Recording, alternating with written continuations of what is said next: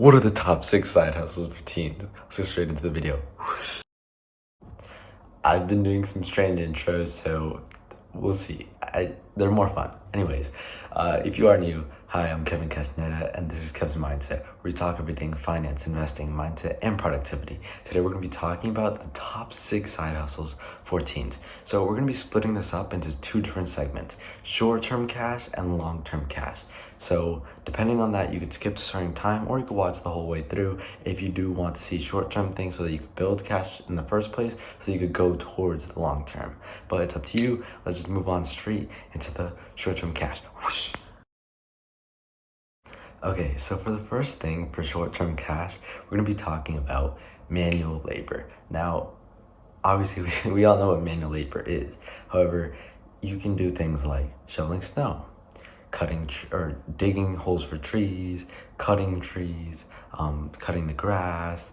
There's a lot of things you can do for manual labor. Now, the issue with this one is we all know it's very difficult and it's time intensive, it's physically intensive, and so it's kind of hard to do. And a lot of the time you do need to either do it for your own family, friends, or if you want some cash, you can do this for anyone, as long as you're willing to apply yourself and go and walk across the street to your neighbor and say, hey, do you need help shoveling snow? I'll do it for $20, and then they'll probably say yes. And if they don't, then go to your next neighbor and keep asking everyone if they'll accept for you to cut their grass for whatever sum of money you think is reasonable, but that is also worth your time.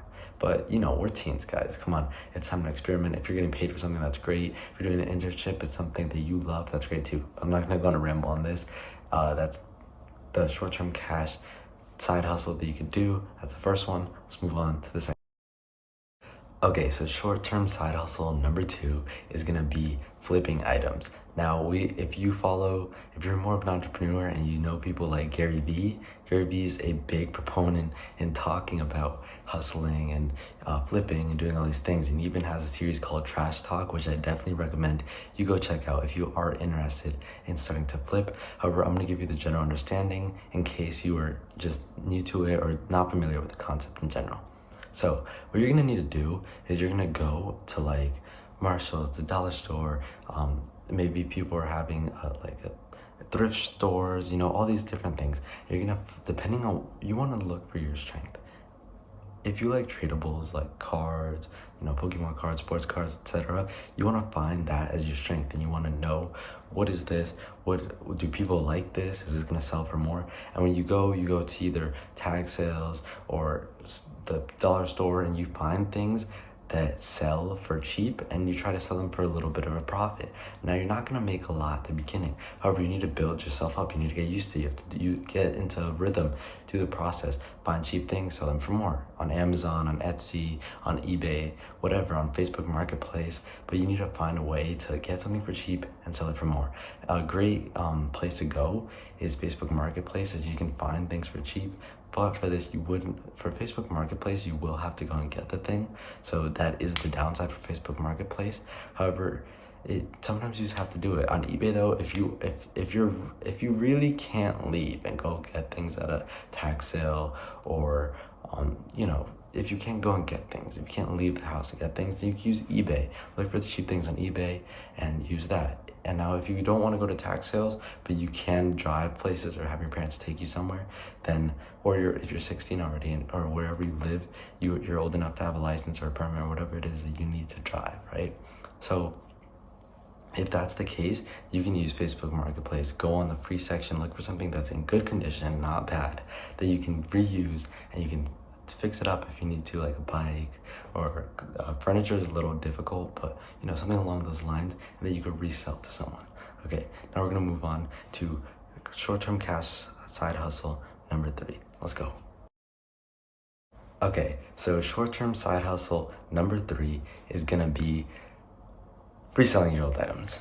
I don't know why I did such a long pause, but it was like excellent. You know what? I was gonna say I'm gonna edit that out, but it's not gonna end up happening, so it's okay. But anyways, let's just keep going. So number 3 is reselling items that you have. Now, it's a little bit like reselling other items. However, it's things you already have. So it's not like Trash Talk. It's not going to Facebook Marketplace, anything like that. You're doing things within your own home. So for example, let me grab these headphones, right? I've had these headphones for a while. Now, I do not want to sell them because I use them every day and I love these headphones. However, they are something that's been here for a while. So let's assume, or let's pretend that it's something that I don't want anymore and I'm willing to sell. So what I do is I go and I'm like, okay, this is something I don't want. And I go through my whole room, my whole house, the attic, the basement, everywhere. And even if it's your siblings or your parents' things, you ask them if they still want it. There's great apps like Macari that you can sell things on, or you can use eBay, Etsy, Facebook Marketplace, Amazon. You can sell on anything. Just make sure that there's something that, and make sure it's in good condition. Don't try and sell something that's in awful condition, as no one's gonna buy it. And if they do, they're probably gonna return it and you're not gonna end up making anything on it. So just look through your house, look for things that you don't really care about anymore, but that still have some value to someone, and sell that. And it's similar to going out and reselling things. However, it's reselling things you previously owned, so you don't have to go and spend capital in the beginning, nor drive somewhere and do anything like that. You're just reselling things that you already had and that you don't use. So it's gonna be good. You're gonna clean things out, especially if your room's messy. Mine personally isn't messy, however, and I'm not a minimalist, but I don't like extra things. So I tend to not have a big mess of extra things. However, I do definitely have some stuff that I could resell. And so I will be looking through my own stuff to see anything I want to resell as well. However, this is great because you get to clean your room out, you get to clean your house out, and you get to make some money in the process. And you can do this every year or so, and it'll be a good way to clean out and to resell things and make some money. So now that we're done with the top 3 teen side hustles for short-term cash, we're gonna move on to the long-term cash. And this is where you're gonna find the true value. These short-term, they're nice for getting a little money here and there, especially if you're not old enough to get a job yet, or if you are old enough to get a job yet, you could do these on the side so you make even more capital. However, these next are gonna be very, very, very great for you to start making some real change in your life and creating personal brand and also external brands in the long term. Okay, so let's move on to the long-term plays. Okay, so I'm gonna preface this by saying that these long-term things you're not gonna get any short-term enjoyment from it. You're gonna literally be going day in, day out, over and over and over and over, and you're not gonna feel like you're accomplishing anything. And maybe some days you will feel like you're like, oh, I'm doing good, but the next few weeks you're gonna feel awful and like crap, like you're not doing anything, even though you truly are. But the thing is, for these, if you're really trying to build wealth, you have to stay disciplined and you have to keep moving on, and you can't give up when a little roadblock hits.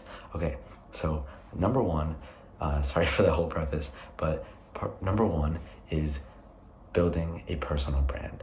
Now, if you've watched other of my videos, you know that I'm very big on building personal brand, as building personal brand gives you a voice, it gives you an audience that wants to listen to you and cares what you talk about. This allows you to do many things. It allows you to expand your personal self and to produce content on things you like, and it also brings a name for yourself, and it allows you to bring value to others, because you're not going to get money for free. You either provide value, so bottom line is you provide value. How you provide value, there's 2 ways to provide value.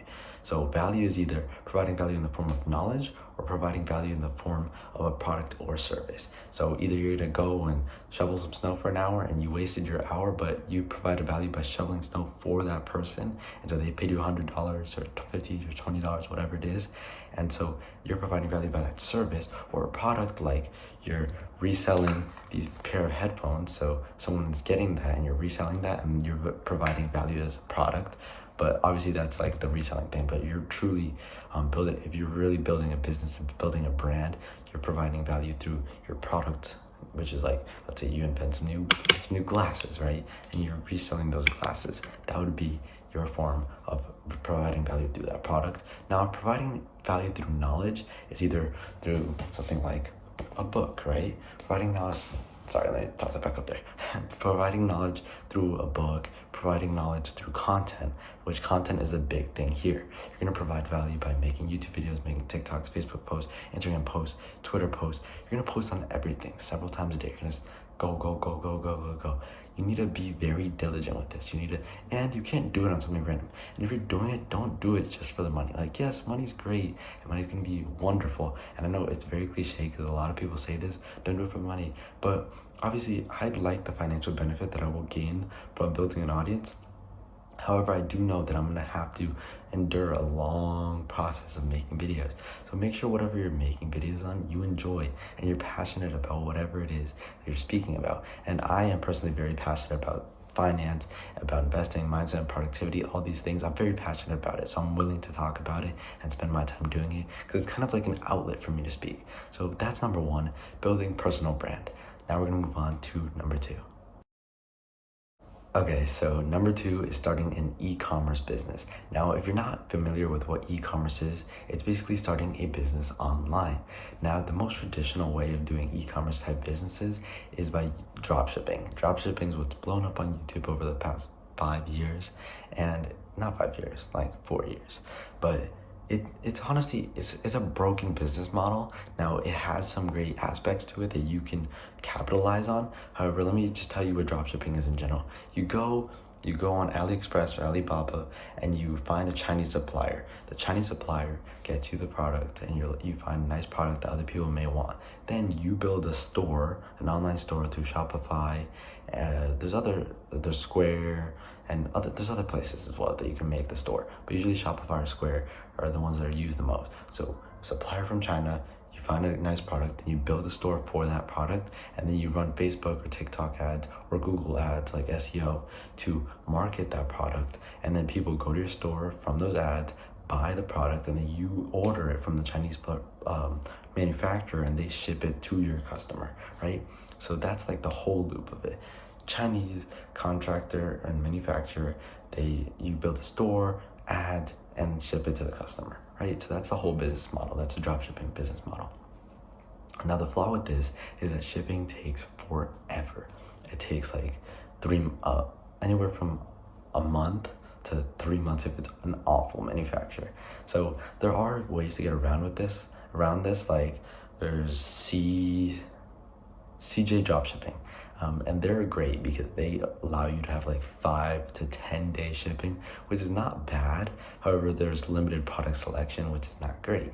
So it depends. And the other downside to this is that you do need capital to start. So you probably need around $1,000 to start dropshipping, which is a bit of a downside because this is kind of trying to start from nothing and grow. However, it's a great way to start a business. And so building personal brand, which was the first one, well mixed with this, is great. And so the making cash on the side, short-term things are great to build capital so you can start a true business. The issue with this though is after a little while of shipping from that manufacturer, you do need to move into housing inventory. So you need to order in bulk quantities and not know if you're going to sell it and ship it to yourself or ship it to a third party like facilitator, and they will ship for you. So you send them the product, they ship for you, and they take a little commission. And that's where you eventually have to move to. And that's where you build a true brand and a true business. And so there is value in an e-commerce business as you sell products online, and so these products can be very great, and you can, as long as you provide value to the end consumer, then it's an even exchange between you and the consumer, just like any business. So e-commerce is great, but it definitely needs to be combined with things, and you need to know what you're doing, and you need to have capital start and be willing to lose that $1,000 or more than $1,000 and keep retrying until you succeed in business, because business is hard. There's so many trials and tribulations. I already failed 4 times myself, and I've invested like, I don't know, $800, but I'm still going, and trying to accumulate more capital.